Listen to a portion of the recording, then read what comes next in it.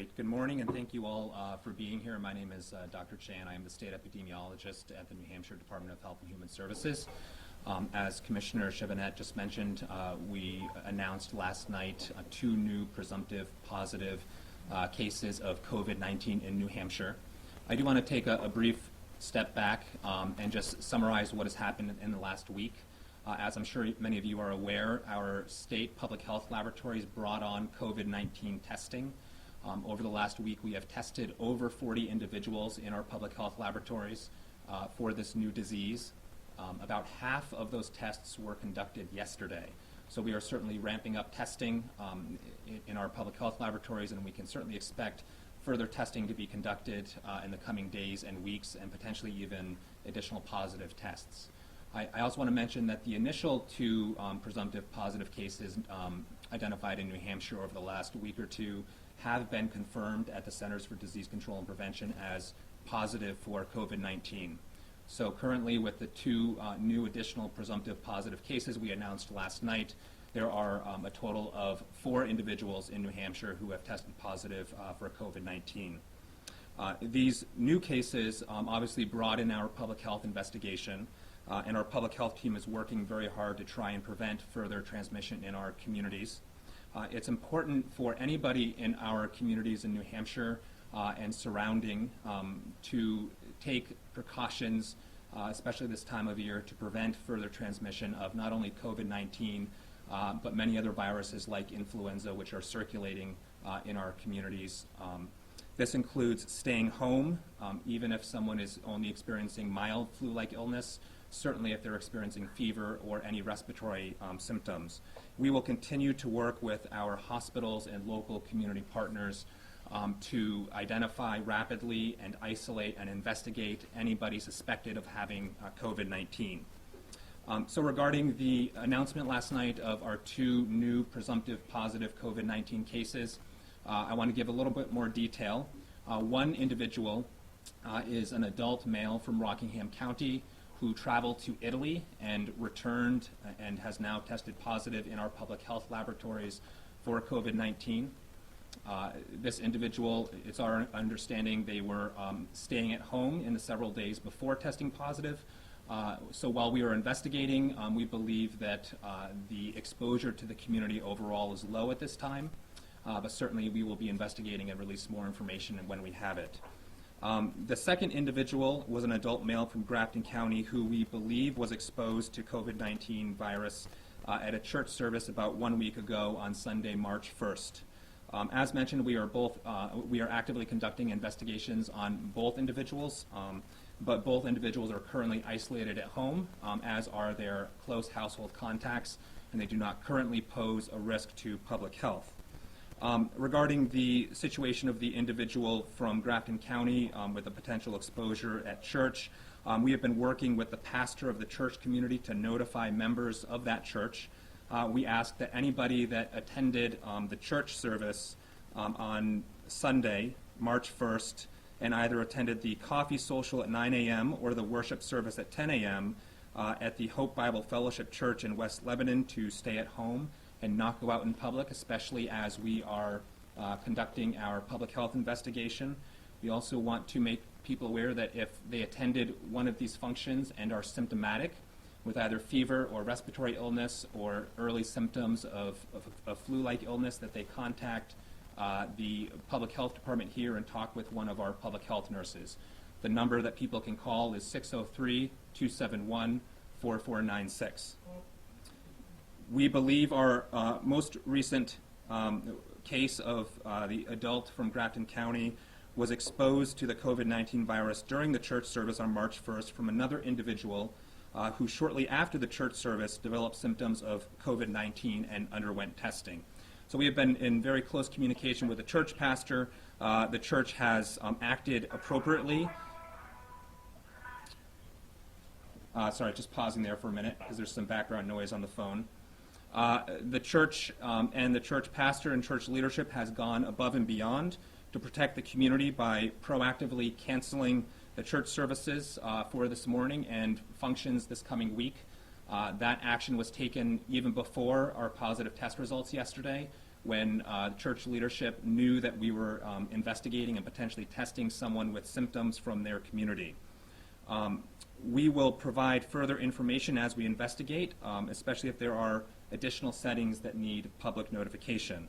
So these new positive detections, we know, will obviously raise concern within the communities, especially given the expanding global epidemic of COVID-19 and the increasing number of individuals in the United States as a whole with identification of COVID-19.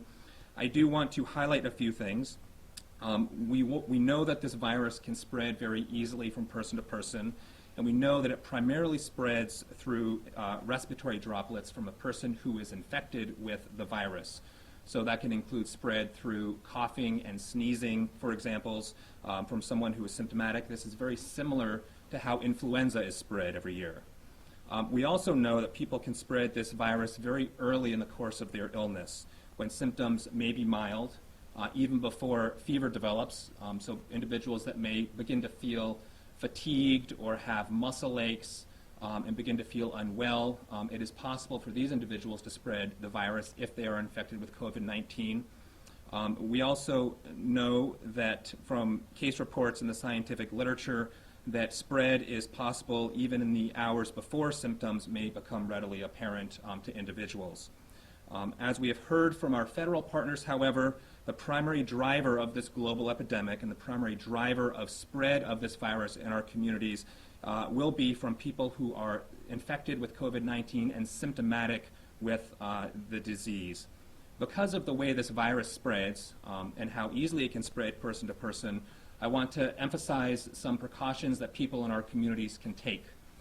This includes staying home if someone is feeling ill, frequent washing of hands, covering coughs and sneezes, frequent disinfection of frequently touched surfaces like doorknobs and other objects, and finally, social distancing. So avoiding close contact with individuals who are sick and potentially coughing. Again, I want to emphasize that this is a virus that is spread primarily through close contact that's within 6 feet or less of someone who is symptomatic and showing symptoms of COVID-19. We are, again, I just want to emphasize, actively investigating these 2 new presumptive positive cases. The specimens will be sent to the Centers for Disease Control and Prevention for confirmation testing, but we are not waiting on that confirmation testing to act and conduct our contact investigation. We will be reaching out to individuals who we identify as close contacts and asking them to self-quarantine at home and monitor for symptoms, and we will share additional information as we have it in the coming days. I want to turn things over to Beth Daly, who's the chief of our Bureau of Infectious Diseases and is helping to lead our investigation efforts into COVID-19, and then we'll take questions. Thank you. Thank you, Dr. Chan. Good morning, everyone. Again, I'm Beth Daly, D-A-L-Y. I'm the Bureau Chief for Infectious Disease Control here at the department. I'm also serving as our incident commander overseeing our COVID-19 response. I just wanted to provide a few comments in regards to our preparedness and response activities here in the state. In particular, I just wanted to let you all know that the department and our healthcare providers have been preparing for many years to be able to respond to viruses such as this COVID-19. We've been working on influenza preparedness activities, which are readily adaptable to the situation that is before us. Among our most important activities has been to ensure our state's capacity to identify a suspected case. This involves communicating with our healthcare providers and making sure that they have the capacity to identify a suspected case, isolate that individual appropriately, and then to inform our department. And this system is clearly working. We do maintain a 24/7 phone line to receive these reports of suspected cases, and Dr. Chan provided that phone number. In addition to the health alerts that we have been providing to our healthcare partners to keep them informed, we've also issued written guidance for a number of different organization types. And I wanted to draw your attention to our guidance for businesses and other organizations. This guidance in particular highlights the importance for businesses to make sure that their employees who are sick stay home and do not report to work. Again, our 24/7 phone line is available also to business organizations who may have questions about how to implement this guidance, as well as the public, and we can answer general questions around that. We've also been working with our partners to plan for community transmission here in New Hampshire, and we've been maintaining regular communications with our federal and local partners as well here, and as well as our state agencies. Finally, because there's no vaccine available to prevent this virus, we need to remember that our most important measure right now are the personal prevention measures that Dr. Chan outlined for us already, and so it's critical that our people here in New Hampshire take these measures very seriously. Thank you. We're happy to take questions. Jake, do you want to? Yep. Good morning. This is Jake Leon again. We will take questions from the media assembled in the room just because it's easiest to see them, and then we'll do our best to comb through in an orderly fashion everyone who's on the phone. Go ahead, Dr. Chan. Questions? Yes, sir. So two quick questions. First off, on the new Grafton County person, did that person contract it from the person who went to the private event and didn't self-isolate, or is this the second person who contracted it from the person who didn't self-isolate? That's the first question. Yeah, so the question was which individual did this church member contract the virus from? We do not believe, so this individual did not contract it during the event in the White River Junction function room. I can say that. It would be the second individual. Okay, thank you. And is it Ms. or Mrs. Bailey? Is it Ms. or Mrs.? If you can say MS. Oh, okay, thank you, Ms. Bailey. Or Dr. Chan, can one of you take a minute and walk through the investigatory process to say, okay, say I'm infected, I work at an insurance company, do you start talking to all my coworkers, do they start talking to all their family? Can you just take a minute and walk us through that process, please? Sure. So upon identification of a suspected case, first we collect clinical information from the healthcare provider. We collect the details of their symptoms, when their onset of illness was. We then would go to the individual and ask them about what their potential exposure was to this virus. We want to know if they are a traveler, if they were came into contact with a potential case. In this particular situation, because we have been working under a containment strategy where we actually know who a lot of our individuals are who have been exposed, especially around the contact investigation that's been occurring in Grafton County. These people many of them have been under our monitoring anyway, and we're reaching out to them daily, every few days, depending on what their risk was, and are asking them about symptoms. So in that scenario, we've been reaching out to them. If they develop symptoms, we're facilitating the testing for those individuals. And so then if one of those becomes positive, we do the same process where we then ask them about all of their close contacts if they were not in quarantine at the time that they developed symptoms.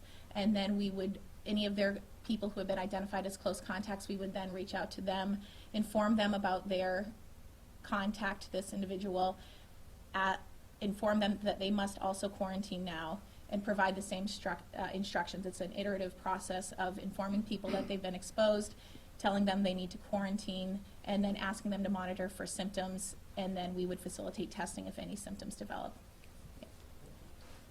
If I can also just quickly follow that up by saying what we have from our public health investigation is a clearly identified what we call chain of transmission, right? Transmission from the first individual to the second individual to now to the third individual, and that's exactly what our public health investigations are intended to identify, with the goal of limiting and preventing further spread in our communities. And so anytime, just to repeat what Ms. Daly said, anytime we identify someone with suspected or confirmed COVID-19, we take the actions of asking close contacts to self-quarantine and evaluate for symptoms to try and prevent further spread of this virus. I know other people have other questions, but real quick. So take the Grafton County case out of it for a second and look at the Rockingham County case. Okay, that person knew that they were in Italy, but it's kind of a needle in a haystack, basically. You don't really know how many. They could have gone to the coffee shop and sneezed. They could have done any. How do you narrow that down? Yeah, so that's part of the investigation that we do. We have extensive conversations with anybody diagnosed with COVID-19 in order to identify situations that may have exposed the public or put individuals at risk. And when we have information to share on those investigations, we will share it.